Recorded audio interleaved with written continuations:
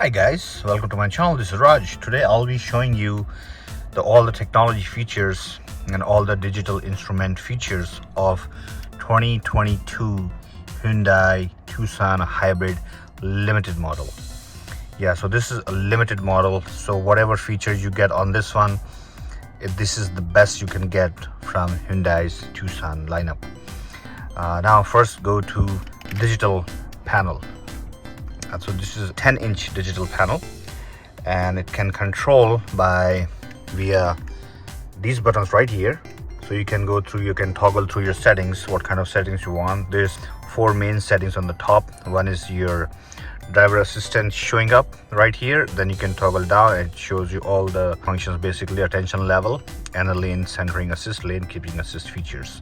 And once you have adaptive cruise control active, it will show another car right in front. And then if you go to the second one, that is all your drive information, trip, average, timer, and since refueling, all the information. So far I have 140 miles, average is 23.3, because I just purchased this car a few days ago and I did not drive much, and it was sitting in a lot. They were moving here there from lot to lot, so definitely showing different mpg. It's rated for 37 mpg in the city and 36 on the highway and 37 combined. Now when you go to energy flow, it's gonna show you, like right now there's no energy flow, it's just engine is shut off, so it's not showing anything, and it's in EV mode right now. As you can see, it's showing right here, EV mode active. And then it's your speed 0 miles per hour.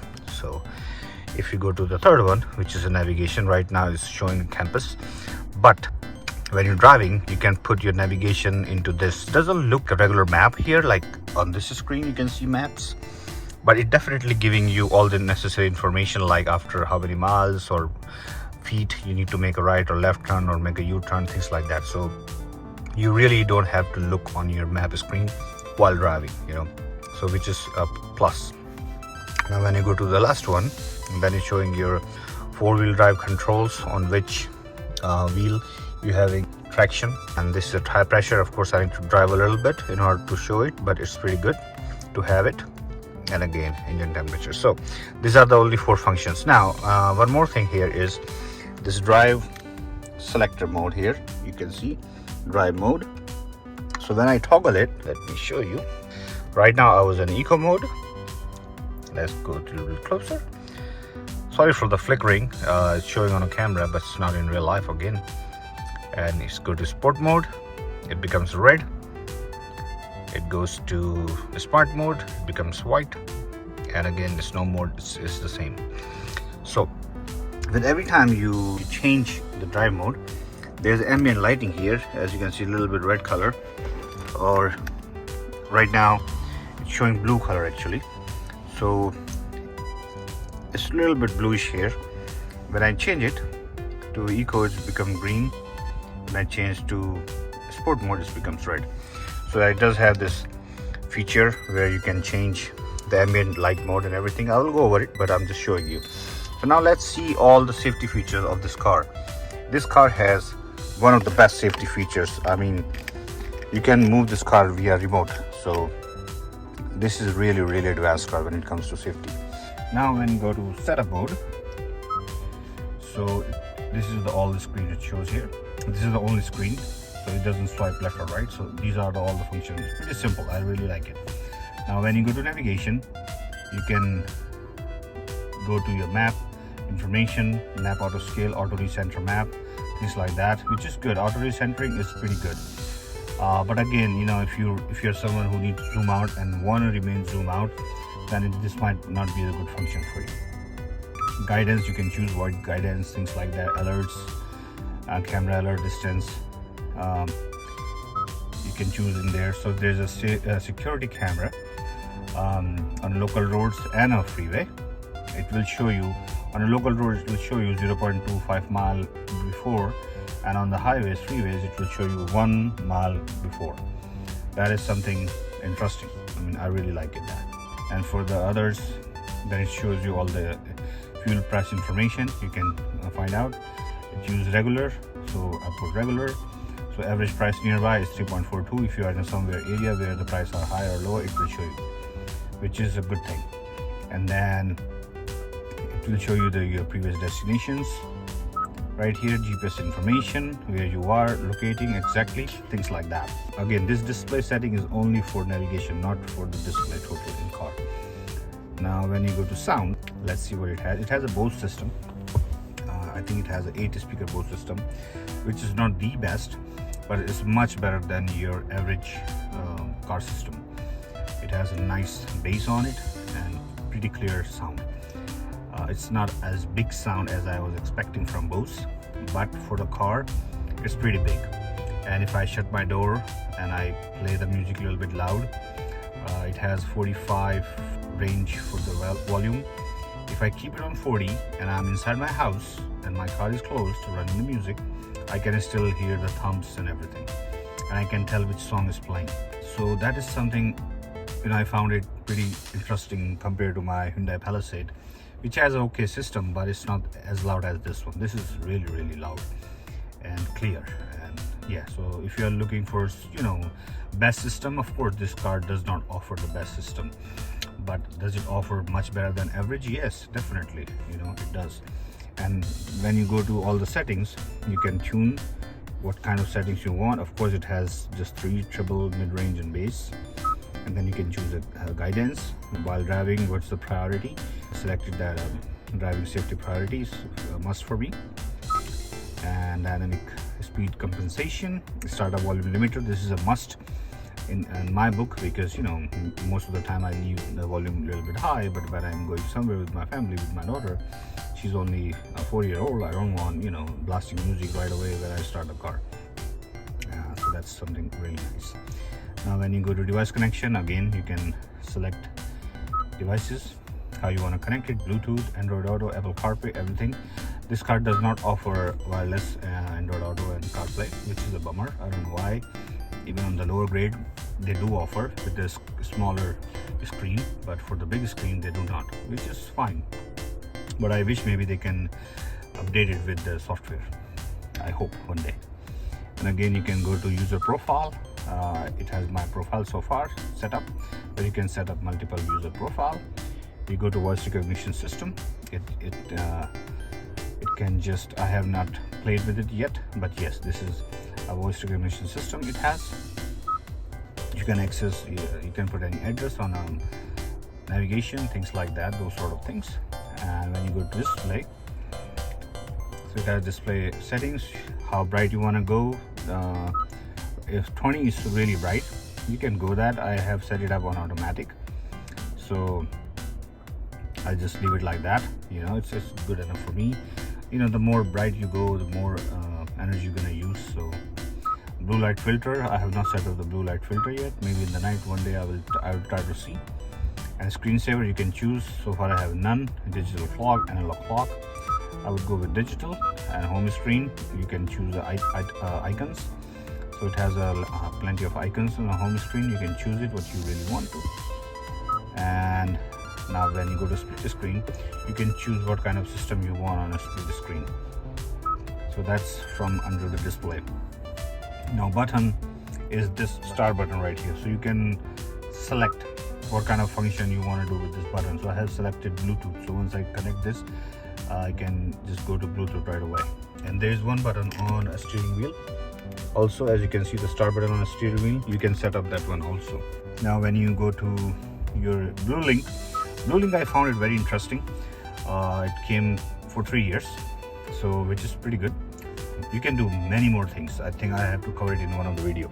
Then it has general information, what your model number. Maybe you won't use it. I think that's for the mechanics when they want to see what kind of upgrade you need it. Build number. Now when you go to vehicle, this is all the bells and whistles of this car. This is where this car shines. This car is one of the best when it comes to driving aids, features and everything. Now let's go to first. Let's start from the bottom. That's the convenience feature. You have it here, so you can set up rear occupant alert, wireless charging system, auto rear wiper. I don't like that whenever you put in reverse, even though your car is clean. Then you have a digital key. So this car I have set up in my phone as a digital key. So it's showing digital keys loading now, and of course it takes a little bit time, few seconds, but yeah, this is what it is. Try to connect. It's connected already. So this is you can do with the digital key. You can open the door and everything. So you really need a physical key. If you have your phone and you already set up the digital key, then you don't need to carry your key, which is a plus. Go to door features. It shows you what kind of things you want. You want power lift gate, you want auto unlock, auto lock. I have enabled auto lock. I have enabled auto unlock on parking. Whenever I parked, it unlocks. Whenever I go to drive mode, neutral mode, or reverse mode, from park it locks. So which is good. How you want that your power lift gate opening speed? Fast. It has 2 speed, normal and fast. Fast is pretty good. I like it. And then power lift gate opening height, you on full, level 1, level 2, level 3 user settings. You can select from right here. You don't have to go in the back. Smart lift gate, of course. So smart lift gate is you just you stand right there with the digital key or the regular key, and it will just open for you. That is good thing. Now when you go to door, we did that. When you go to light, of course there is ambient light features here. The brightness you can set up all the way to the 10. You cannot see much in the daytime. I can see, but for some reason I cannot capture in a camera. It's just very little in the daytime, and today is very sunny day, as you can see. So it's not going to show much. There is option like you can dim it while driving, but I don't want it. I don't want to dim it while driving. I just want to keep it. And then you can link it to the drive mode. So every time you change the drive mode, it will just change the color. Custom color, you can set it up. So once you do the link to drive mode, the custom color disappears. Now when you go to the colors, there is so many colors, as you can see. This is how it shows the ambient light. You can see you can select the custom color. There's so many colors here. You can change it. It looks pretty cool, but I have selected with the drive mode, so I'm gonna leave it like that. We go to seats. So this is what it is. It's pretty advanced when it comes to seat position change alert. It will show you heated, ventilated features. So of course there's the front seats are heated and ventilated, and the rear seats are only heated. One thing I found this is easy access when you go out or coming in. It'll just go back a little bit, so you can get out. You can extend it too much where it goes too close to the rear seat. For me, in my case, normal position is fine. Even when I turn it off, it's fine, but I just leave it on normal. Sometime when I'm wearing boot, things like that, big jackets, I want a little bit more space to get out. I'm not that tall of guy, just 5'9", but just to let you know, this car is, again, they call it a compact SUV. So yeah, it comes in a compact category. Then there's one more Santa Fe, which is a little bit bigger than this, and then there's a Palisade. Of course, that's the biggest one, and that's right here. The Palisade is the biggest one. I really like that car, but I just wanted something smaller for daily driving, just going to work, coming back to work, not really. Now let's go to rear seat control. You can control rear heating from right here. So level 1 and level 2, and you can turn it off. This is really nice. A lot of cars, they don't give you this option. It's just a button in the back, and that's it pretty much. But this car gives you a couple of options to do that. And then climate control is recirculate air, automatic ventilation, defog, defrost, all the features it has. Auto dehumidify, so whenever it measures you need a dehumidifier, it will just do that. We'll test it out during summer times. The fog defrost option, I left it on auto, so it will see if there's any moisture. It just detects the air, and then it figure it out if there's any moisture there, just to remove it, which is a good thing. Safe feature again. When you go to cluster, it will show you all kind of information there. What kind of information you want. You want welcome sound, you don't want it. Tachometer display, how you want it. Tons of features. Eco sport, how you want it. Keep in mind one thing, this car has real gears, and this car has rear four-wheel drive, so it's mechanical, so it's not like electronic like some other manufacturer like Toyota, things like that, which is good, not bad at all. But this one is real, so real is sometimes can help you if you're really stuck in a mud or somewhere where it need more power. The mechanical is mechanical, nothing replaces that. And eco vehicle, you can coasting guide. This is a coasting, which is like you don't have to keep your foot on a race.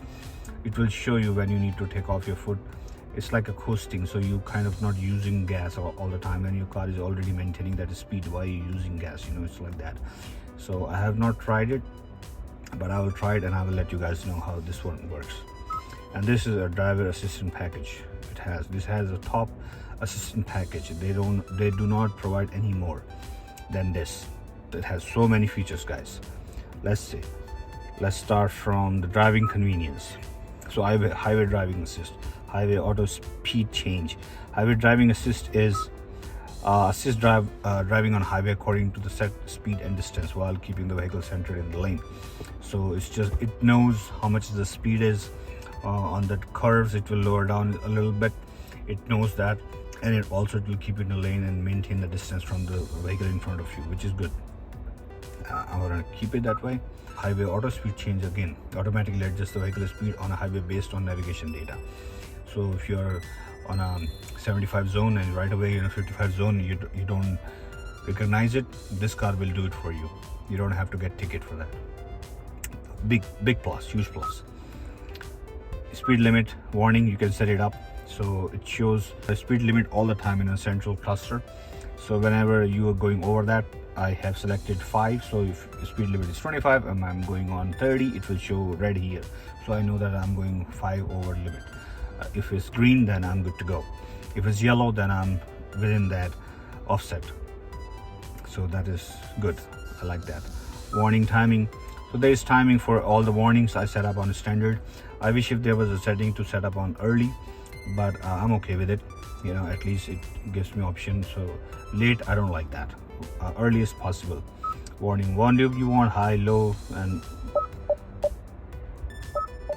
as you can see, low and medium are pretty similar. High is pretty good. I would leave it on high. Driver attention warning. That's something, it recognizes you if you are sleepy or something. Based on that, it will alert you that you need a break or something. Forward safety features, again, this is a warning only, or you want active assist. Lane safety, so this is a little bit different than, you know, if you're bumping on the side, it will nudge you back and it will alert you also. Blind safety, again, if there's somebody on your blind spot and you're changing a lane, there's option, you can turn it off, you can set a warning only, but I would not do any of those. I would just keep it active. So I have tried this a few times, and what it does, it really doesn't let you go change the lane right away because there is another vehicle. So if you miss the exit, I would say that's okay because you can still make it. But if you hit another car, you're probably going to be too late, you know, for wherever you are going. And so yeah, that is really important for me. And when it comes to blind spot, it has so many blind spot features. I will go over it a little bit. So I would keep it on active select. Parking safety. So when you are going in the back and the vehicle is close to you or any object, it will of course give you alarm and then it will press the brake for you. Rear cross traffic safety. This is something on this car, it comes on a little bit, not late I would say, but on the right time. On a Palisade, it comes too early. I wish if there was like somewhere in the middle. It doesn't give you option, you know, like how early you want or what. But I would keep it that way. So now when the car is close to me, it prevents for me to going too much back and hitting that vehicle, the one coming on a cross, you know. It's still a plus for me, you know, as long as it's measuring that there is a car and it can potentially hit me because it does not see the lanes, you know. So yeah, that is something good. And I guess it's not connected to steering wheel. It does not know that you are turning or you're going straight. So yeah, it works that it thinks that you're going straight into the other lane. That's the reason it stops it, you know. So I would take it, you know, no problem with that. So yeah, those are the features are really good. For when it comes to blind spot, as I said, there is a feature like here, give left signal. It shows you left lane. Same thing with the right, it shows you the right lane if there is any vehicle on it. And on the side mirrors, I would say, there is it's like a Mercedes design. There's no more blind spot. It's like a triangle. Yeah, it's right here, guys. Right here. Yep, the triangle one. I cannot activate it, so it's a new sign from Hyundai for the blind spot. So yeah guys, that was the overview of the safety features of Hyundai Tucson.